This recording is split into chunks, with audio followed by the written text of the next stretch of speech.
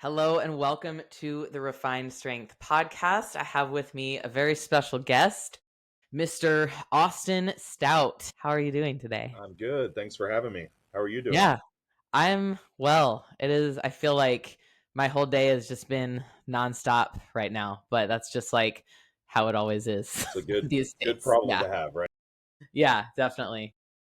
So I know you because we mentored together, or I mentored under you last. I think that was last year, or like the year before into last year for about 9 months, and I think you were really the first real mentorship I actually went through with in terms of for my own education as a coach to just level up my own ability in the functional health side of things. Before I worked with you, a big part of like my coaching was very just like I would call it just basic in my I don't know if that's the best word, but I felt like I really needed to learn more, just not only for my own peace of mind that I could help more people, but so that I could have a little bit more street cred as a coach too. And I think you're just knowing how many other coaches I know and friends of mine that coach that have mentored under you. I feel like that's a big reason why people go to you is not only for the knowledge, but just like to say they've mentored under you. So I wanted to start off by just like learning more about like how you got to that place. Like what brought you into functional health coaching and then into the mentorship side, being one of the more respected mentors in the industry. Yeah, so the mentorship for me started probably a little bit differently than some people. And maybe that's not true. I don't know everyone's background, but I feel like now when you're looking at education, there's kind of these genres, right? We have competitors, we have functional health, we have like all this stuff. And unfortunately, this is getting better, but there's still some separation between this. I don't know that there's a whole lot of people that are providing, or I should say providing, and also have experience working with like high level competitors and these very complex functional health spaces and kind of integrating that together, because within competitors there's a lot of problems, right? Like, wait, let's be honest. I mean, it's you're having all these similar types of issues as your general population, but you're also stacking on top of it the hard training, potentially like supplementation, competition, very low body fat, all these stressors. So I am at heart a competitor. That's how I got into the space. I've been competing since 2009, and I kind of fumbled or stumbled across this space because of a lot of my own issues. I did all the stuff that we tell people not to do. I competed too often. I ran myself into the ground, so on and so forth. So I ran into all the GI issues. I ran into the hormonal issues. I ran into the, adrenal issues. And so it was kind of a very organic process of just working on my own stuff. I had some good guidance along the way. I have a pretty good doctor, actually a very good doctor that's pretty well known. He introduced me to some of the like specialized testing and things that I got deeper into that rabbit hole later, like the Dutch testing and GI maps and all that stuff. So dating myself, I was really doing things like Dutch testing and GI maps clear almost 10 years ago. Mm-hmm. They were just coming out around that time. And In terms of being available to yeah, to be able anyone. to have Yeah. access to them. And I don't know exactly the dates on those. I do remember my first experience with the Dutch test was myself, and he my doctor had this packet that came from the rep for the company, and the rep came in to the office, or talking to about it. So it's basically like a new thing that the reps were soliciting to the to the doctors. And so I was very early in that process, and so fortunately for me, I was able to learn a lot through experience on the ground level. And then of course, over time, the more that you know, as you know this, the more that you know, the more that you see. You can't unlearn this stuff. Once you learn it, you can't unlearn it. So every new client that comes into your space, you're going to see a lot of things that probably were always there. It's just you never really knew what you were looking at. And I realized like, okay, so why does Sally lose weight on just by a simple calorie reduction? Why does Sue not lose weight on simple calorie reduction? Like, what are the variables besides her just not adhering to the plan, right? Why are we running into all these GI issues? And then I kind of looked into that further in the competitor space. Why are we seeing issues with people's midsections on stage? Why are we seeing inability to digest food in the off season, especially with like our big male bodybuilders? For sure, when you're having to put down 5, 6, 7,000 calories, like these are limiting factors for progression, right? So can we work around this? Like, are there fixes for this? Are there things we can do? What happens when we run into these issues? Can we correct them? Is that just it? Do you just stop competing? Because for a long time, that's kind of just what happened to people. They just dealt with it, or the shelf life of the competitor was short. And you see this, I think, even more so in females. You see a lot of that. There are a lot of really good female competitors up in the higher levels that are older, but there's also a lot that nobody knows even existed because they were just a flash in the pan. And maybe they got that pro card, and then they kind of were like, "Oop," They reach their pinnacle and maybe that was it. faster than most people, but then they drop off because they reach it so fast, and then they run into all these health issues or Correct. something, and then they Yep. don't know how to correct it. They blame bodybuilding, and then they're done and usually bitter towards bodybuilding because of it. Bingo. Long story short, around 2017, I think it was, someone approached me and they said, "Hey, I will pay you to teach me this stuff that you're talking about online." Now, keep in mind, when I was talking about online, I got one of two responses. So I got some interest, but then I got a lot of people like, "What is this?" These ideas and these theories are foreign. And You what? know, And give me some examples of just like some of the things you were talking about online at that time. just if we're looking at it kind of on a broad scale, talking about how you can have a better off season by improving your digestion, or why this is causing your distension, distended gut on stage when everyone else was like, "Oh, it's growth hormone or insulin or whatever," or why are these people not losing weight with basic calorie math? Like, why are our preps getting so hard? Why are we doing one prep and it's kind of one way, and then the second one's a lot harder, and the third one's like nearly impossible? Right? Like, why is this happening? And if we look back, there was some people in the space that talked about it. If you remember the term if you go back long enough, there was the term metabolic damage that was floating around, which has changed into metabolic adaptation, because we know that there's adaptations to hormones, to metabolism, to that occur, and that's very normal. But what we're talking about is to the degree that it's occurring in some people is making it darn near impossible for them to make progress anymore.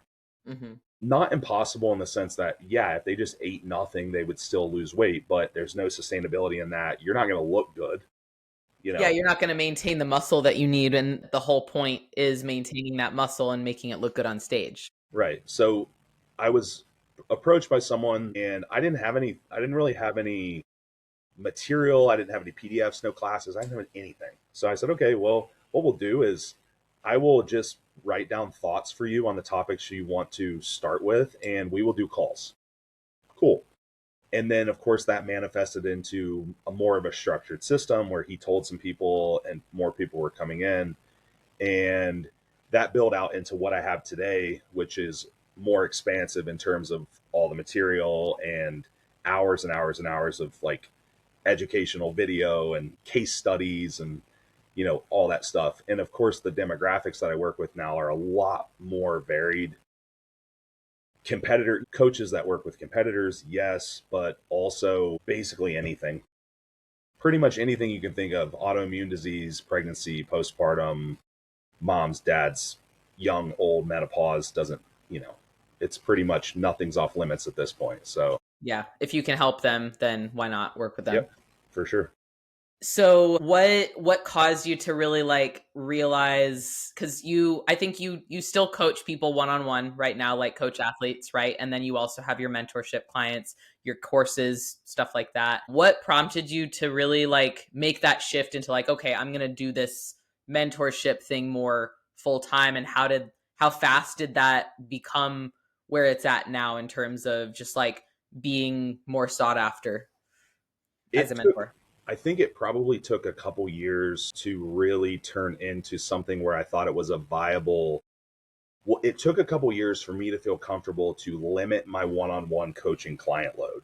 to allocate time for that. That's what I'll say. Because at the time, I'm like, I'll take this stuff. It's extra work, but I don't know what's the volatility How of sustainable this, it is. right? What's Yeah. the stability of this? Because even within coaching, there's volatility. You know, like you can have a month. You have a month. You got people like financial crisis, something, something, something, and then there's 5 clients that fall off, and like can be a substantial hit for people. So having enough business coming in from the mentorship side to feel comfortable there, it probably took a couple years. And then, of course, that expanded out more into, again, it happened very organically. Again, people were asking me to go to speaking events, people like come on my podcast and do all this stuff. So I didn't really market it too much for the first year or two until I felt like this was actually something I'm confident in and I feel good about, that I don't feel like an imposter offering this service. Right. So a couple years, I would say. Yeah, I would love to learn more, hear more about the imposter syndrome side of it, because I think that's really common for coaches, but then I'm sure it's even more common as a functional health coach and mentor, because you have the people that don't really believe in what you're doing because they want to stick with this like perfectly within scope, like don't listen to coaches who act like doctors, like that side of things. And then the people who like don't even really understand, why is this even necessary for bodybuilding, or for me to think about if I have my doctor, or if I feel fine, but then you're not really fine. The So there's a couple things there. Scope of practice, obviously, there when this whole idea of functional health really blew up, there were probably some people that jumped on because it's a revenue source. Mm-hmm. Fair. Cool. Yeah. I'm not gonna knock anybody, That's how but the world works. and that's fine. I'm not gonna knock anyone. Same thing happened with COVID, with so many people jumping in virtual, right? Same thing. So that's okay. The problem is, of course, there is still scope of practice. Like I'm not anti medicine. I am not anti doctor. I don't write prescriptions. You know what I mean? I'm not diagnosing people with diseases. So it's still something you have to be mindful of. But I think that for whatever reason, and I have a theory, there's a separation where people make a really hard stance on their side. Part of the reason that people do that is, unfortunately, within the marketing space, if you don't have a hard stance on something, you generally will not be as popular. You're going to have more haters. If you have a hard stance, like this is the best way to train, you're going to have a lot of people that will drink your bathwater. You know what I mean? Like they will live and die by that. And then you're going to have a bunch of haters, right? And that causes engagement and a lot of Exactly. So it's not, popularity. people know what they're doing, right? Like it's still a marketing tactic. Comments, likes, views, shares, all that stuff is still pushing them out into the algorithm. But Mm-hmm. I don't know that you have to have that. I know that for me, I don't really have a this is the best or this is the worst. But you got to keep in mind, it took me a really long time to build my reputation that way. Mm-hmm. You know, I wasn't someone who got instantly shared 4,000 times because I had some super sensationalistic post. It wasn't an overnight thing. Years to do because I took a logical, sensible approach to it. And a flexible approach too. And I think what you're saying is totally correct in that, yes, people use that hard stance, or like I'm in this camp, I'm in that camp, as even if like a lot of people, they do know that that's what they're doing, and that's going to be what causes engagement and popularity. But I think a lot of people do that because it feels safer, and they don't even realize that it's going to be that marketing.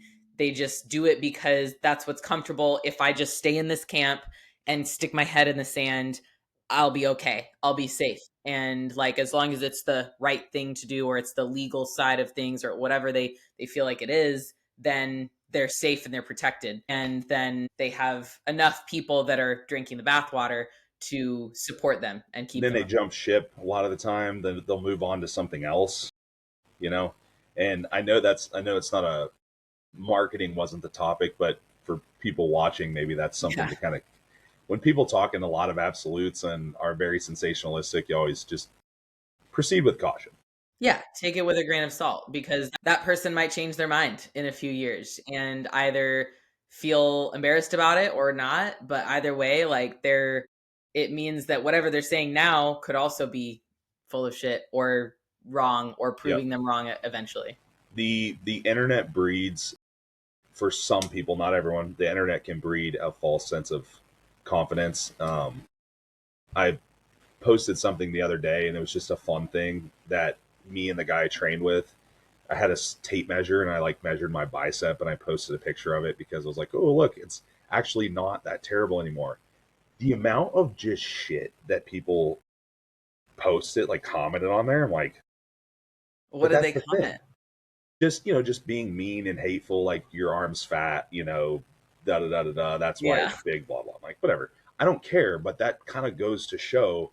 That kind of goes to show that the day People will jump after, on anything they the can. day after Facebook, because that was on Facebook. The Instagram one didn't get quite as spicy, but the Facebook one, next day, Facebook says your engagement increased by 66%. And I was like, Wow. it's Yeah. nothing. There's no substance to that, right? Like that post is not, does not do anything for anyone. It's just entertainment. We're just messing around. But to that point, that is maybe part of the reason people take sides sometimes, or they're just not confident. Like that is some of that imposter syndrome, is they're just purely not confident in what they're doing. So they don't have the confidence to speak fluidly and kind of move in and out of different topics and ideas Well, and confidently. they're not confident enough in their own decision making and their own judgment to be able to like learn something from someone. I see that a lot in the people that stick with camps is that they are just they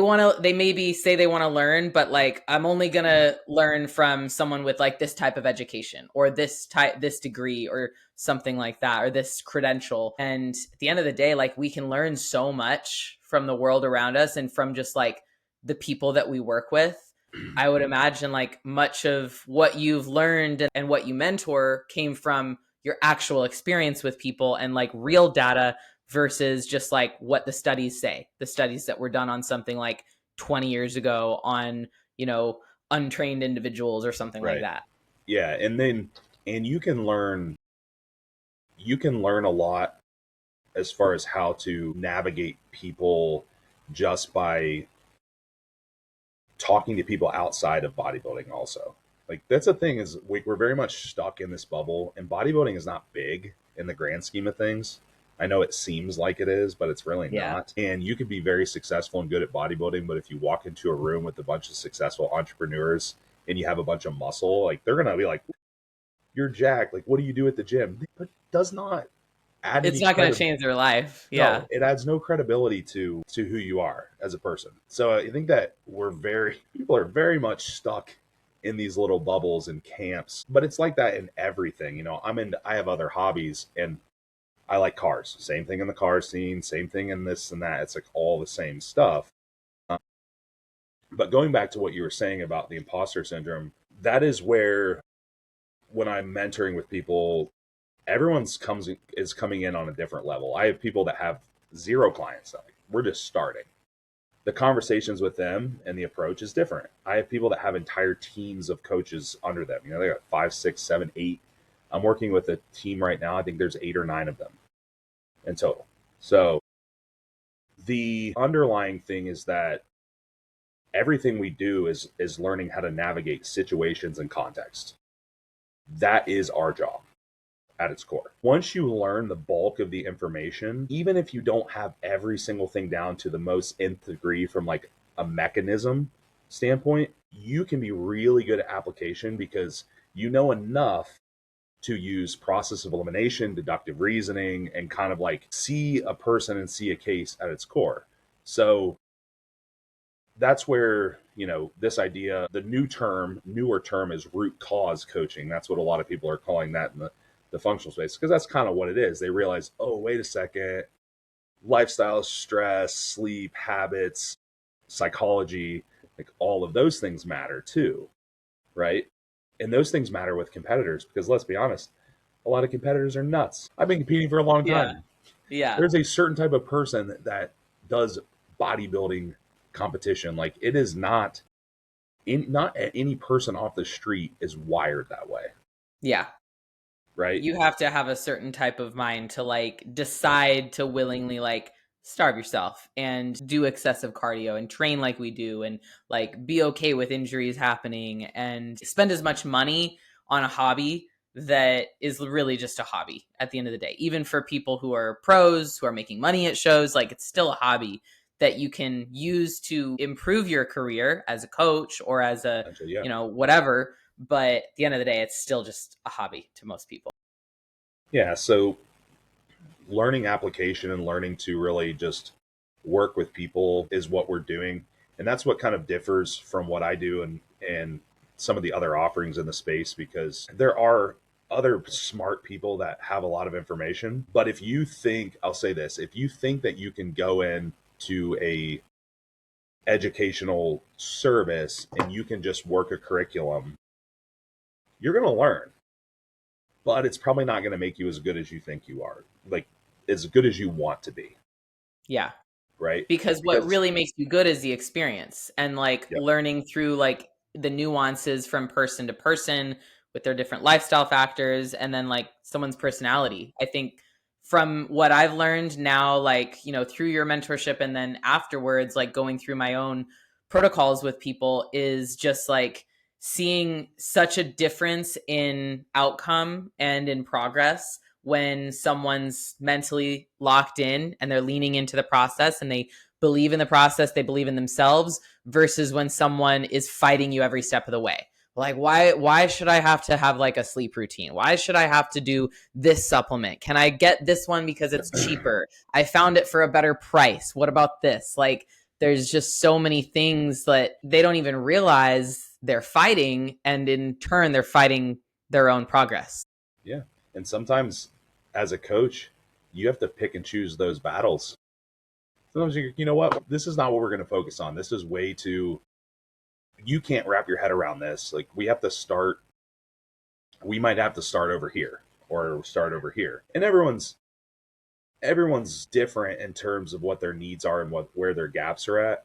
I think that the very interesting thing is when I mentor, I have a lot of people that work with only Gen Pop, and then I have some people that work with only competitors. There is a lot of similarities, but there's also some really large contrasts. So, for example, with competitors, worrying about them following the plan is usually not the biggest concern. Some of them are not great at it, but they largely do follow the plan. That's not why they're having problems. This is usually why they're having issues, Yeah, right? their minds. Some of the general population don't know anything about fitness. They don't know enough to go down rabbit holes. Okay. They don't know enough to like psychologically hyperfixate on every single thing because they just don't have the knowledge or the experience. They might struggle with adherence. They might struggle with organization. They might struggle with, they need, more simplistic approach. Potentially, you can't throw the 30-step protocol at them. You just can't. With some of the competitors, you might be able to because they can follow it, but that might actually be a detriment to them because sometimes you're like, dude, we need to detach from some of this data. Like, because now we can track everything. We can put, like one of these rings on and we can track whatever we want. We have glucometers, we have blood work, we have all this testing. And I'll get people, and these are, clients, but I'll get people that'll come in and they'll send me like 30-page spreadsheets of data. It's a I lot. know where I know what the problem is. Yeah. So what is your like advice to those types of people that are so data driven that the data is actually probably part of the problem? The really simple way to look at this is more data or more tracking or more adding more things to your routine because it doesn't have to be quantitative. Data could be quantitative, but then More steps. there's Yeah. also non-quantitative things like my parasympathetic nervous system routine that's like 17 steps. That's other stuff, right? As much as you can do without it stressing you out is probably really what the solution is. Now, you got to figure out what are the things that people are hyperfixating on, right? I can normally, and I've done this so many times where if I get a consult form from someone, it's like this section, they've got a little bit of info, a little bit of info. Next section where they get into like, I don't know, let's say it's about blood work or their blood glucose, I don't know, like anything. 14 paragraphs. I'm like, oh, that's the stuff, right? Like this is the stuff that they can't handle. We need to either fix the way they think about it or we need to just ditch it for now, for the time being, or maybe forever. And I learned a lot of that myself. Like I track some things. I don't track every single little thing anymore because I know which things I need to pay closest attention to, and I know which things I have very little emotional attachment to. And they're useful to me. So I don't track 73 pieces of data. People probably think I do because like I know all of them, but that's just not the case. I know what's relevant to me and I kind of know what things and what trends to pay attention to. And you can do the same thing with clients, and people will update you and they'll have this will be like good, fine, great, same, bam. Whatever section is just overloaded with information. So you can usually tell what specific things people really are hyperfixated on, right? And those are normally the areas that you got to pull back. So it sounds like, I mean, to me, from what I've learned, this is true, but would you say that stress and or emotional attachment is one of the biggest things that holds people back from improving their health, like their internal health and therefore their progress? Yeah. As a whole, most every issue that comes through has a stress component. I think that something I tell my competitors is they have the same mechanisms and safety mechanisms in your body as the dude walking down the street that you see coming out of McDonald's. Now, you have some advantages. You probably prioritize some things like your nutrition. Probably, granted, you might only eat the same 4 foods for 5 years, which also isn't the best thing. But let's say theoretically, you prioritize your nutrition, you try to get better sleep. So you're doing some things right, okay, that you have advantages. But you also still have a lot of the same stressors, like probably a job, maybe a relationship, Baseline stressors. family, potentially Yeah. like that kind of stuff. Now, you are also adding a bunch of stressors that they do not have, which are you're not leisurely exercising. When you think of exercise in the sense of longevity, muscle mass probably helps longevity up to a point. All these things help up to a point. Being stronger helps up to a point, like improving Up quality of to a life moderate point, but in bodybuilding, to we're a at point. like we work with extremes. Right. Yeah. To a point. So you are adding stressors that are well above and beyond what all of these other people that you see walking down the street have. So what makes you so bulletproof and special that you can do all of that and have no consequences? You're not. I'm telling you, when you open a book that shows you how the liver works and how the gut works, and like it's the same thing. Yours isn't different than theirs, right? Yeah. You've built resilience in some ways, and you probably have maybe more mental resilience potentially, but you're still going to have issues if your outputs are outweighing your inputs, sleep, stress reduction, recovery. There's going to be a problem. Maybe it won't be now, maybe it'll be in 2 years, but it's not a matter of if. It's like you can't burn the candle on both ends forever. Something will happen. Something will happen, and the more you like, I think a lot of people deny that for a long time, and that's what ends up making it worse. It's because they're For sure. denying it, they're in denial, then they push themselves harder. Like say someone comes out of a prep and they really blow their reverse, they overdo it with food, they end up getting some sort of like gut dysbiosis because of that after like months of eating the same four or Super five foods every restricted. Yeah, day yeah. at a low amount and Yep. pushing themselves to these extremes to get stage lean. And then you go, a month of just eating whatever the fuck and treating your body like trash. Well, you're probably going to get some sort of gut issue, probably some hormonal dysfunction as well, after already having your hormones downregulated because of the prep. And then you just expect to be able to respond really well to a prep 6 months later or even the Right. next year. And or to add the icing on the cake is their coach just has them switch compounds but keep blasting gear the whole way through too. And you're like, Yeah.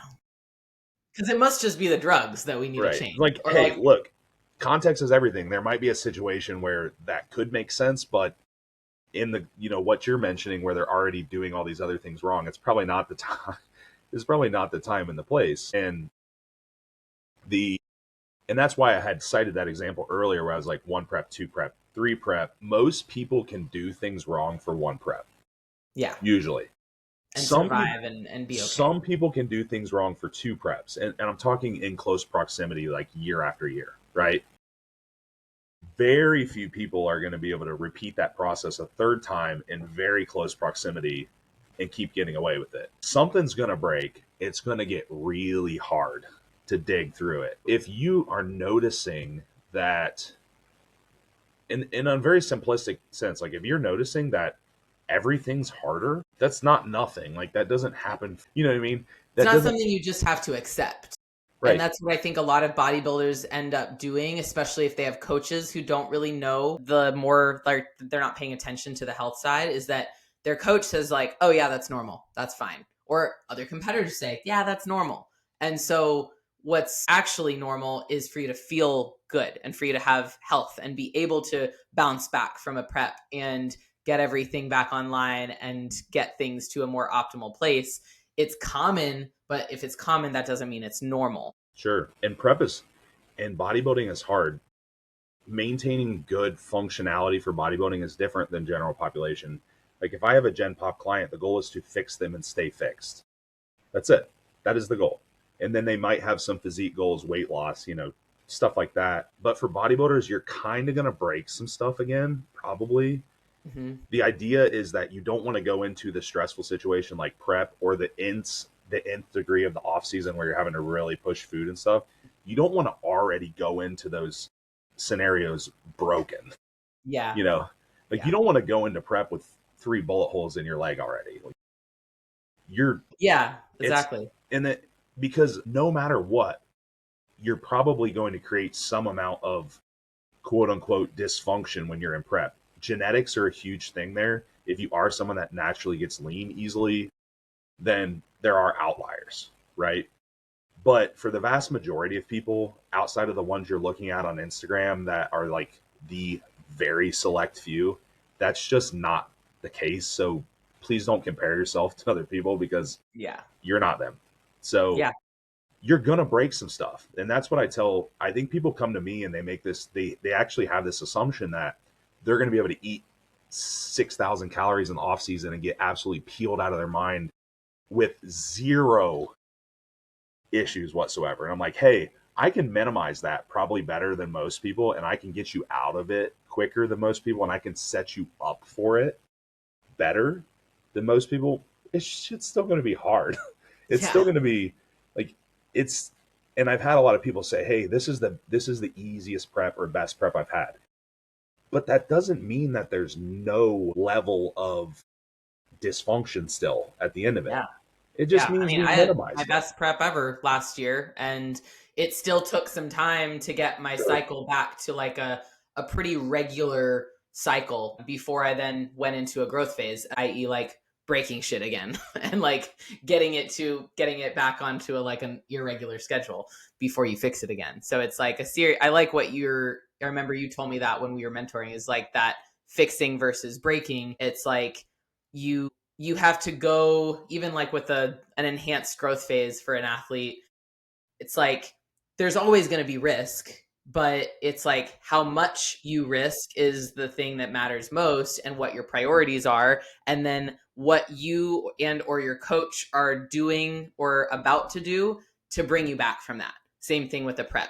It's like I tell my clients who are maybe worried about, well, how is the reverse diet going to be? What's my, how are we going to manage my hormone health or this or that? And I tell them, well, I'm 10 steps ahead of where you're at right now, because I know what we're going to do once we get to this phase. We're going to focus on this and then this. And it's like there's a step-by-step process that if we follow it, you're probably going to be just fine. But if you don't follow it and you are really like scared about what the outcome might be or whatever, then yeah, you're not you're going to stay broken, but we don't have to stay broken.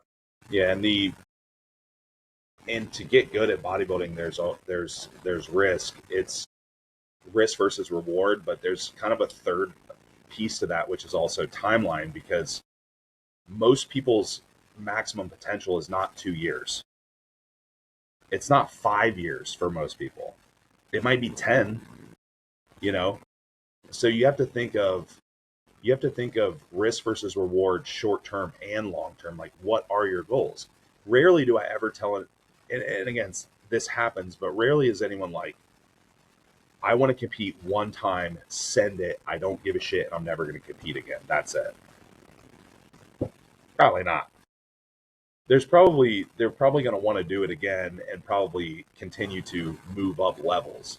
Move up levels might be like win their first show. It might be turn pro. It might be win a pro show. I don't know. Like, it could. There's there's different levels depending on your genetic capabilities, but it's unfortunate that people get cut short so often because they just don't know how to. Heaven forbid they run into like a serious issue that cuts them short. They just have to stop, right? Or they really fall out, and probably more often than not, they just fall out of like love with the process and get so burnt out from just feeling like garbage all the time that they just stop because of that. I Which think the people that happens to are generally, it's not that they don't love the process, but it's that they're too attached to, like, they've attached their self-worth to the part of the process that's the extreme part. certain They parts of the haven't, process. yeah, only certain parts. So like the prep, the last 6 weeks, or the time between shows, or getting the win, getting the sponsorship, getting the accolades and the validation, they're really attached to that, and they're not, like, they need to detach a little bit from that, because at the end of the day, even when you win, you're still going to have to improve. There's going to be a new level, and that dopamine is going to drop. But with people who do last longer in the sport, I find it's mostly because they have longevity and they spend their time wisely. They're not spending 6 months in prep and then 1 month rebounding and then 3 months in off season where they hate their body and then they're back in prep. Those people, they, like you said, like, they might have a couple preps in a row that are fine, but then it's going to start to get worse and diminishing returns. Yeah, and like you said, they don't really enjoy, or they're not able to connect with all parts of the process, and certain parts aren't that fun. It's not. That's just how it is. Yeah. Like, And I that's how get life is. If you're building anything really right, like great, like a business or a right. body, either way, there's going to be parts where you feel like this is fucking hard. And I don't know if I'm really built for this. But if you keep going, then you might find out that you are built for it because you kept going. Yeah, certain parts are hard, certain parts aren't enjoyable, certain parts of them are. Bodybuilding is very unforgiving. Like, you can put in your full effort and do everything right and still lose. And it's not to deter anyone. It's just Yeah, I think with social media, a lot of people think that it's much more of a hard work contest than anything. it's not. And I mean, it they is. think It that matters. bodybuilding part, like the actual training and the diet and the competing, they think that's the main part of it. But really, the main part of it is like making sure you are a complete and healthy human, that you have longevity and that you're going to last past this sport. Because if you're not doing that, you're not going to end up being a good bodybuilder, and you're not going to have anything left after bodybuilding is over, because there is going to be a natural expiration date for everyone in the Yeah, sport, you will whether you have. do it willingly or not. Yeah, and I love that you. I really love that you said that, because I think that something people are afraid of when they're, and you. This doesn't happen as much in the more mature competitors or the older ones.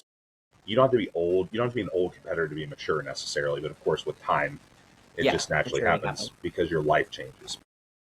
I think that people have this idea that if they just isolate themselves and lock themselves in a room and check their boxes, that it'll make them better. And to a degree, you have to hit all your marks, but also there's, for you research people, I mean, look at the research on what social interactions do, and look at the research on what it's like having human connection and relationships and what all that stuff does to your body, right?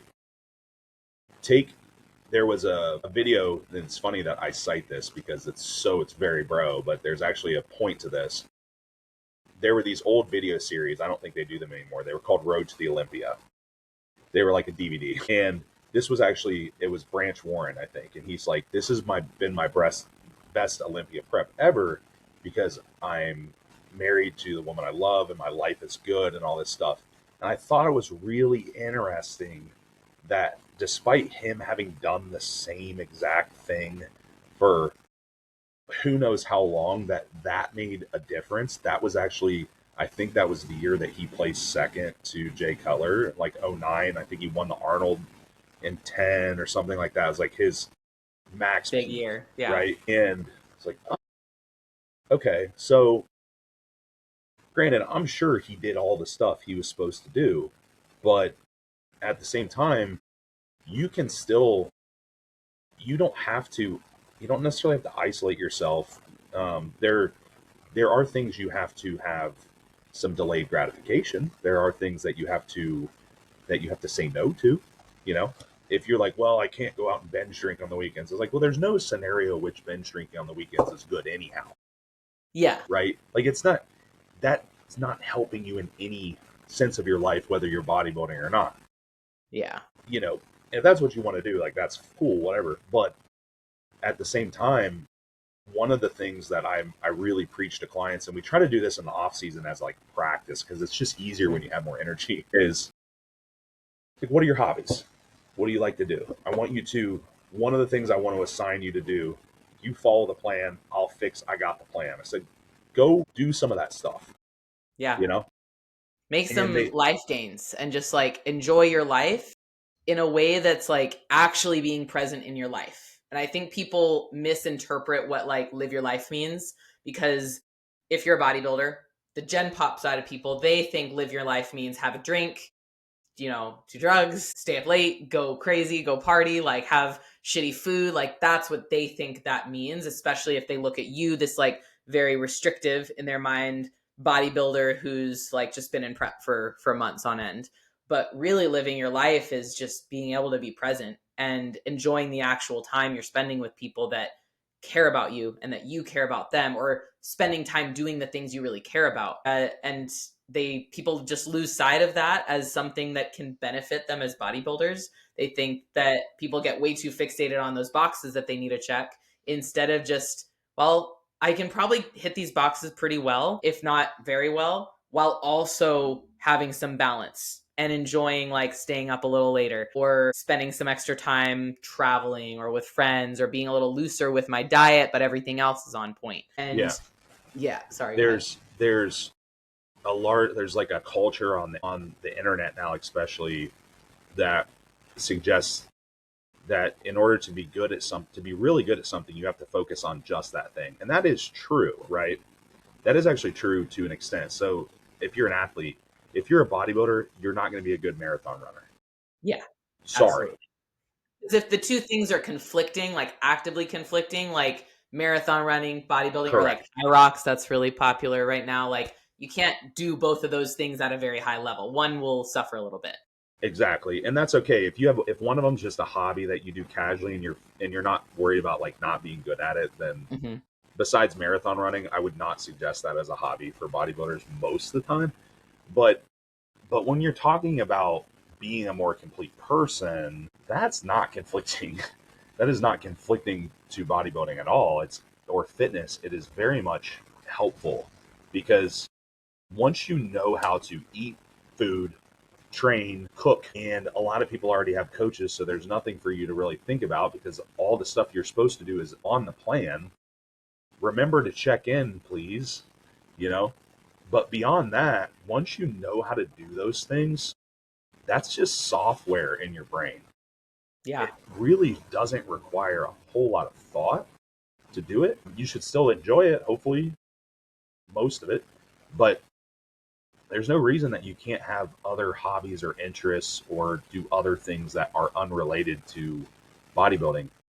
I encourage people, I'm like, heck, sometimes I'm like, do you have any friends that aren't competitors? Get one. Just try it. Just get one. Don't get one that's trying to get you out on like partying every day of the week. Like maybe that's not the one, but just get somebody that's reasonable that has nothing to do with bodybuilding.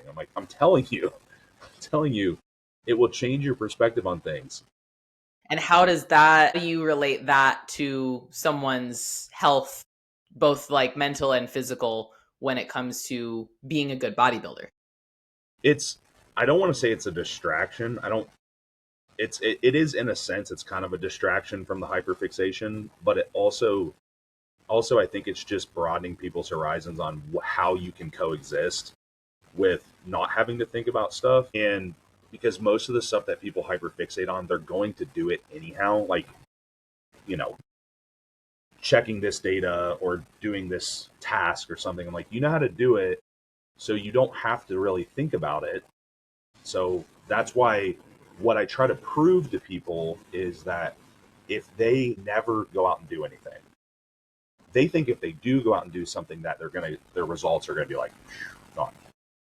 But when they do it a couple times, they come back on Monday and they send me Monday check-in, and I'm like, "Hey, you still alive?" And they're like, "Yeah, I'm actually fine." So, ooh, cool. There you go, right? Yeah. It's like once you do it a couple times, you realize, okay, that wasn't so bad. Yeah. I I'm got to actually let go a fine. little bit. I got to enjoy some time away from this hobby that I love, and I still love it just as much, Yeah, it's but I fine. also get to enjoy it more because I have that like balance between the hobby or the career, whatever you want to call it for bodybuilders, and the outside world. Because like you said, bodybuilding is a pretty small world, and if you're so hyper fixated on bodybuilding, then that can obviously be a detriment to your long-term and short-term health because you're so fixated on that one goal and not enjoying the process long enough. But then you're also not setting yourself up for just being able to enjoy and like be out in the world, in the real world, once you're probably going to be done bodybuilding at some point. And I can guarantee that I have turned some people away from working with me for talking about stuff like this over the years. I'm sure of it, but what I Do you can think say it's is because it makes people take you less seriously as someone in bodybuilding? no, I don't. I mean, maybe it's that, or maybe it's also. I think it's also that they're afraid to make that change, and they're afraid that I'll push them to. They're afraid that I'll challenge them in some ways that they don't want to be challenged, and I think that is probably what deters certain people. But what I can say is that my clients have good longevity. They make progress year after year after year after year after year, and they're pretty much always better all the time. If we run into problems, we fix them. The proof is in the pudding. Just because I don't have a bunch of, you know, Mr. Olympia tier genetics walking through my door doesn't mean that someone doesn't know how to coach. So with that being said, what do you think is the difference between, other than genetics, right? Because that's obviously plays a role in high level like Mr. Olympia type, Miss Yeah, Olympia types. when you get up But what that do you high. think is the difference with the people at the highest pinnacle of the sport and people who are like, those like trying to get there and maybe like running into obstacles with functional health or with, something along those lines? It's it's part of that maturity process. So there's some of them get it. I think some of them are close. And so if you listen to certain people like Chris Bumstead's an example. I don't really follow him that much, but I've seen a couple of things he said about, and a lot of what he talks about is more mindset related and just becoming better, just becoming a better human and all this stuff, and how that helped propel him because he already had the muscle, he already had the titles, and I think people at that point maybe lose some of their drive, and it's harder to stay on top than to get on top type of thing, right? And so I thought that was interesting because, and kind of like the Branch Warren thing that I said, same kind of stuff, is I think that they just have a life that's probably more fulfilling as a whole in some way. Mm-hmm. I don't know what that is because I don't know what people like. So I can't tell my clients like these are the things that you need to try or do. Yeah, because it's going to be different for Yeah, everybody, and but like what someone values, what I value is different from what you value, just in like what makes me happy or what Right. makes Mr. Olympia happy or Miss Yeah. Olympia I happy. don't know. Yeah. Everyone's going to be different. I can't answer that for everyone, but what I can say is that time after time in my competitors, especially the ones competing on the higher levels, getting up into like the national and pro level, one of the big things is that it is that they just become more complete humans. And then what we see is that their progress starts slowly picking up, or they're making progress that they weren't making. And generally, people don't make better progress the longer that they do some, not with bodybuilding, because Mm-hmm. it's usually easier to make progress in the Slows first 5 down. years than it is like 15 years into the sport, right? Mm-hmm. It just gets more difficult. But yeah, I do think it's a factor. I do think there are probably plenty of people that lock in to living in their parents' basement for their whole life in bodybuilding that probably do just fine with it. Yeah, life is Now, easy if that's what you have. I don't know what's going to happen after they're done. I would question, maybe what their career will be like or what their life will be like or even ability to have relationships will be like after that. Probably not great, Yeah. but it'll work. I mean, for some, Yeah. it's I just, do think that, like, if I really think about as many of the highest level pros in our sport, the people that are not only successful but also very consistent in their success and consistent in how they show up and things like that, but also like their popularity, how healthy they look, things like that. It comes down to also like you said with Branch, like having a really good partner and having a support system and just like being, a lot of them do prep year after year because that's just like how things are when you're an Olympian yeah, yeah, for right. most people.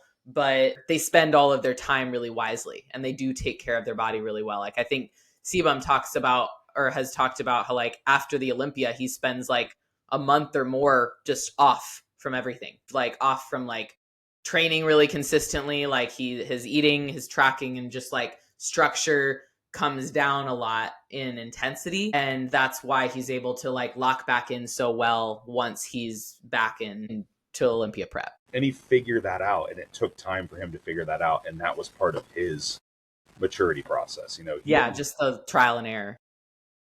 the inevitably most people will learn through mistake. Most Mm-hmm. people, I just hope that all that we can really hope as coaches is that the magnitude of the mistake is not super high, right? Hopefully it's not taking tons of them over and over again and digging yourself into like some massive hole that to learn, you How do know. you see people digging themselves into those holes? Well, it's kind of what you said Like what earlier. the most common? Yeah, I think it's kind of what you said earlier where I think even when people don't know the mechanisms of things or how they work or what is actually going on with them, they know something's not right. And I don't mean acutely. I don't mean like, hey, I have a digestive issue because I traveled last weekend or I stayed up too late and I'm like constipated or I had a loose stool because I ate XYZ food. It's usually something more chronic. That is not a digestive issue. So for you hyperfixators, if that freaks you out, there's your problem because the acute versus chronic is not the same thing. But yeah, they kind of like when people come in and they say things like, I had this for 10 years. Now, there's a difference between having something for 10 years and not doing anything about it. Now, some of them say, I've tried a lot of stuff and I've worked with other people and we just can't figure it out. Cool. I give you credit for that. You guys, like, let's figure it out, right? You tried. But it's the ones that, I think it's the ones that don't try to do anything or really just largely ignore the root of the problem for so long that run into issues. And again, it mostly just boils down to this stress equation, you know. And you can usually see, because usually what will happen is the problems will arise in a certain part of your competitive cycle. So like every time I get to do this part of my off season, I have these problems, because my food's really high, so on and so forth. Or it's like every time I prep, my preps are getting harder and I have these problems, but I'm like kind of okay in the off season. You do that a few times and then eventually they just have the problem 365, 24/7. So at what point in that process do we recognize it and and actually do something about it do instead of something about it. continue to try to ignore it or push it down and like drown it with something that's like a quick fix, like a lot of medications that someone might get from a doctor or from just like a supplement they just see and get influenced by on or something like that. Is like, yeah, it might fix something in the short term, but is it really teaching you and training your body to live without that issue or to like function without that issue? Because that's what I would want. If I had some long standing chronic issue, I don't want to just like get rid of it really fast only to have it come back as soon as I stop that lifestyle change that I did or stop that medication or something like that. Can you, if you can identify the what's causing the issue or what the primary driver is, that's the first step. Yeah. And Masking that's it. where coaches who have this type of functional health background or education or experience come in, is they like, we can see that and like understand it because we've seen it so many times before. It could be simple. It could be something pretty simple. It could be simple to see, doesn't mean simple to fix. Yeah. Sometimes things that are really complex actually don't end up being hard to fix, but it largely depends on the buy-in from the person and how well and like how quickly they can mentally shift into the new space that they need to be in. I mean, I've had some cases that are look really rough on paper and they do really well fairly quickly just because they just buy into the process and they're like, I trust this, I'm ready to stop feeling this way, blah blah blah. It's kind of like a kind of like an addict. It's kind of like addiction. You know it's there, you know it's affecting your life when you get to that point, but you're not really buying into the, you know, the solution. There's a level of denial there, and you're kind of afraid. You're afraid of a change. Now we're talking about, you know, we're also talking about drugs that cause like physiological response, but it still happens from a habit standpoint. Where, for Mm-hmm. example, if I said you need to train this way instead of this way. They've been training the other way for so long that the idea of even just changing it is terrifying to them. And Yeah. that's a super simple example, right? Mm-hmm. But that's the kind of stuff that happens. I mean, even clear down to just I'm afraid to change the number of meals that I eat or the types of foods that I eat, and just basic stuff like that is scary. Well, and people, yeah, it's funny that that's so scary for so many people, especially like the training intensity. Like, we need to bring your training intensity down in order to, hopefully get your cycle back or, get this to respond that way, get your digestion back. Or we need to change these lifestyle factors or whatever that is. They almost are afraid of it being that simple because then that means that they've been doing something so simple that is destructive to them, and like it means that they are truly the problem, and it's not something that they can blame on someone else or they can blame on a meal or a food or a genetic disease or condition. It's something that like, if she's right or if he's right and I do this and it works, well then it means that like I've been just fucking up on the simplest thing. Yeah. And that's scary for people to think about admitting.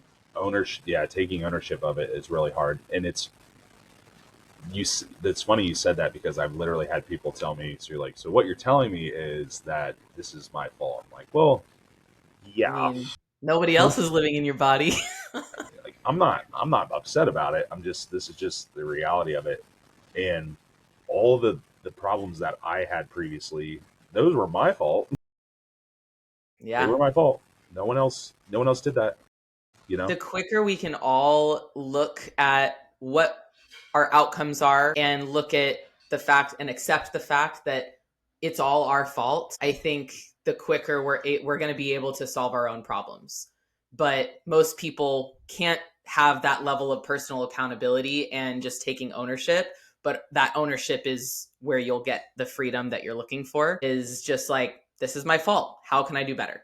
Just taking your ego completely out of the situation as part of the problem, and realize like, you're part of the problem, but you also can be part of the solution. So you just have to reframe how you think about what you're doing in your life and your mindset and decide to be part of the solution instead of continue to be part of the problem. Absolutely. And if you've overcame a few things, it generally gets a little bit easier. if you've only been a competitor for 2 years or 3 years and your trajectory's just been like get better, better, better, better, and then you run into a problem that you've never had to face, it's kind of difficult if I told someone, hey, this might take several months to kind of to get fully resolved, but you'll be better on the other side. They're like, the idea of 4 months is a lot when you've only been doing this for 2 years. Yeah. That's a Especially when you lot to feel wrap like your head you around. got to get back on stage as soon as Yeah. possible. They're like, that's hard to wrap your head around, but you don't see that as much. I don't see that as much with people who have overcame some things and have more life experience and stuff, because if you're 20, 2 years when you're 20 feels a lot different than 2 years when you're 30 or when you're 40 or whatever. So I get it. I do get it because I've been there, and so I know how it feels. But all I can hope is that I'm able to just get through to people early. The earlier you can learn the skills, the better off you'll be. It's hard to kind of wrap your head around, where do I want to be as a bodybuilder? Where do I want to be in fitness or as a competitor in 5 years? If you've only been doing it 2, it's kind of difficult to conceptualize that. Yeah. But patience is key there. It's important. So. Just in everything. Yeah, for sure. Yep. So last question, what would be like the most important piece of advice you wish you would have followed as either an athlete or a coach that you'd want someone to hear about functional health, about what the main thing that you do? Yeah. Beyond everything we already said, I would say that, as cliche as it sounds, just remember that the stage will always be there. And the goal of being a competitor is to be your best and to improve on whatever level you're on. So if you're forcing yourself to put yourself on stage and you're just a shell of yourself because you're experiencing all these issues, you would be much happier with your outcome if you waited 6 months. I know it's simple. I know that you want to do it because your friend is doing the show, or you did that show last year, right? Or nobody else cares about that timeline. Nobody. Or you got your national qualification, so you're ready to use it, you know? But I'm telling you that you'll always be more satisfied and more fulfilled if you show up at your best, even if it takes a little bit longer.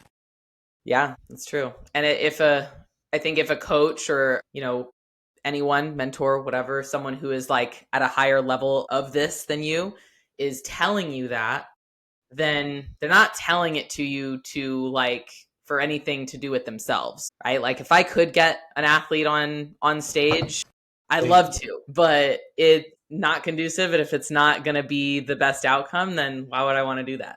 I've said this to people. I said this to someone the other day, and I'm sure it kind of scrambled their brain, but I said, do you really think that I would withhold a cool transformation from Instagram if I could? Yeah. If I had to? They're like, well, probably not. I said, how terrible of a marketing tactic would be to make my clients worse and not show off their progress? Yeah, exactly. That's dumb. I have not been coaching for almost 16 years by intentionally hurting people. You know what I mean? Like, come on. Yeah, that's like people just got to think about it from a different perspective sometimes to really give me like a little get more it to credit here, you know? Well, thank you so much for sharing your wisdom here. I feel like we could talk about this for a long time, but I will have all of your information, your Instagram notes, everything in the show notes. Do you have anything cool coming up, like courses or events, anything like that? I have a new class that'll probably be coming out in the next couple months, so keep an eye out for that. And you mostly put that out there on your Instagram, right? Yeah. And anyone that's interested in any of the content, I do have a link tree in my bio, so you can kind of see all my education options. My email's in there for any inquiries and stuff, so it's all pretty easily accessible. Cool. Well, thank you so much, Austin. I'm sure this will be a good one for a lot of people to listen to. I appreciate you having me. Thank you. Bye.